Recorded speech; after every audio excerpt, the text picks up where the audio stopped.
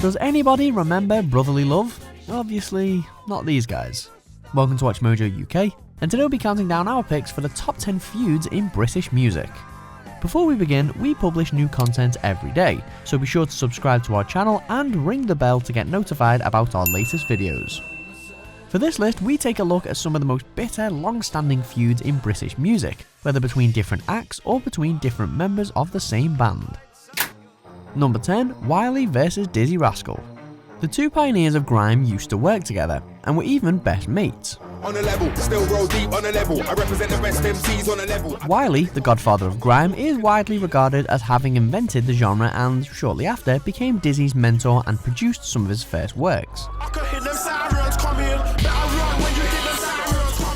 But things between the two MCs turned extremely sour after an incident in Ayia Napa, Cyprus, in which Dizzee was stabbed, and for which he blamed Wiley, who in turn does accept partial responsibility. Even though in the past things seem to have mellowed, the feud has since escalated again on Twitter. Number 9, Robin Gibb vs Barry Gibb, the Bee Gees. One of the most successful family bands in the history of music, the Bee Gees were formed by brothers Barry, Robin and Maurice Gibb.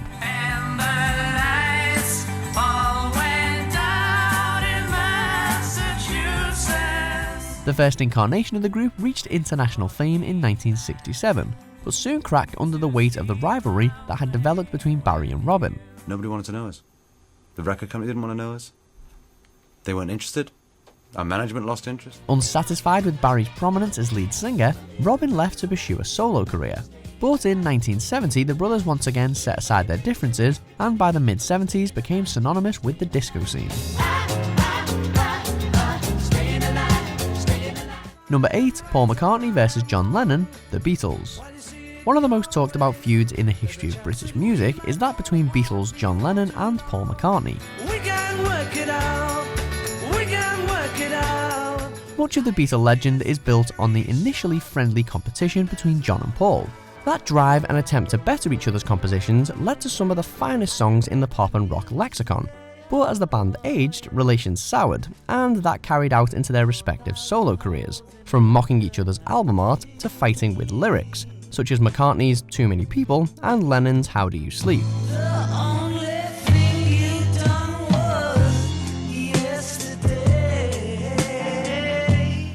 Number 7, Paul Weller vs David Bowie. The Starman was one of the greatest musical institutions to ever come out of the British Isles, but modfather Paul Weller used to think otherwise. He once said he only liked 3 albums of his, and the rest was pish, making Bowie's Lifetime Achievement Brit Award somehow wrong.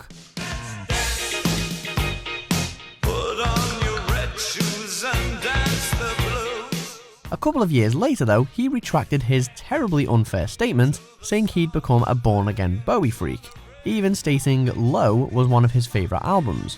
Bowie thanked him, but being Bowie, also asked him for his haircut back. Number 6, Keith Richards vs Mick Jagger, the Rolling Stones. Among the greatest partnerships in rock and roll, the one that forms the foundations of the Rolling Stones started to turn sour in the 80s. Ultimately, it never reached the point where it crippled the band into disbanding, but the band's future looked touch and go throughout much of the decade. According to Keith, Mick gained more than his fair share of control during the 70s when the guitarist was lost in a cloud of heroin, and was reluctant to loosen the reins when Richards got clean. In the meantime, Mick recorded solo material, Keith started a side project, and all regrouped in 1989.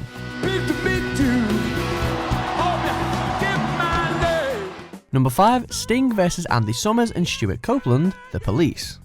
The trio of Sting, Stewart Copeland and Andy Summers was one of the biggest acts of the world in their day, and needless to say, one of the biggest players in the British new wave scene.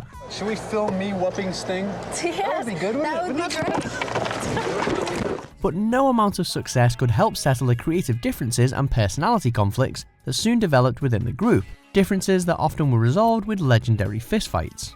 With drummer Stewart Copeland and guitarist Andy Summers unhappy about being in the shadow of the bassist frontman, and Sting all but a democratic band leader, the partnership fizzled out before the 80s came to an end.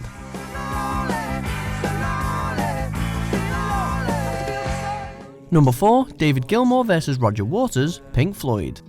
The Wall is arguably Pink Floyd's high point, but it also was the beginning of the end for the band's classic lineup. Relations became tainted between Roger Waters and the rest of the group, especially guitarist David Gilmour, due to Waters forcing his way centre stage, while writing off his bandmates' efforts as subpar.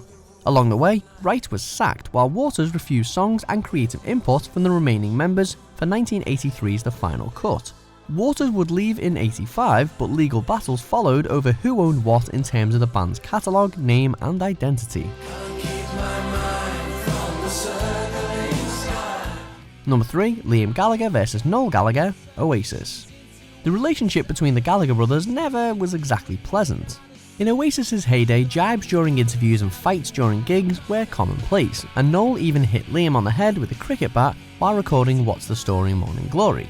Since making Oasis more entertaining as a street fighting match rather than a musical act seems to become the brothers' life mission, the feud having lasted well after the band's breakup is not surprising, with the Gallaghers still taking every chance they can to diss each other. Again, he can lick my balls. I don't give a what he does. Number 2, Ray Davies vs Dave Davies, the Kinks. Before the Gallagher brothers, there were the Davies brothers.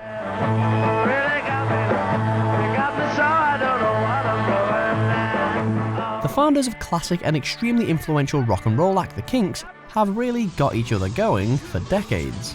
The rivalry began during their childhood, prompting Dave to declare that he thinks Ray has only been happy for only 3 years in his life, the ones before Dave was born.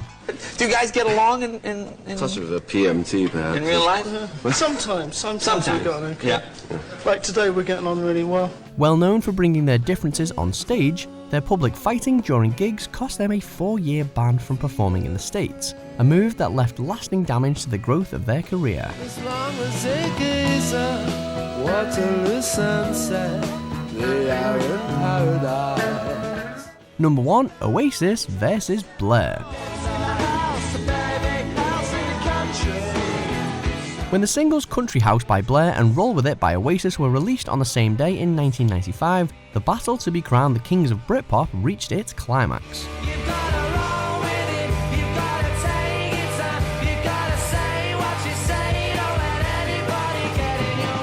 But hostilities between the two bands began much earlier. Both bands have really upped the stakes, and someone's going to come out on top and someone's going to come out second. What started as good-natured rivalry between the two biggest Britpop acts in town soon turned into no-holds-barred war, even making the national news.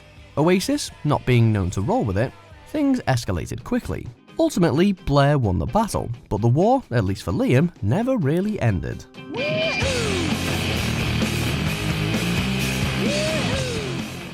Do you agree with our picks? Check out these other great clips from Watch Mojo UK and subscribe for more great content.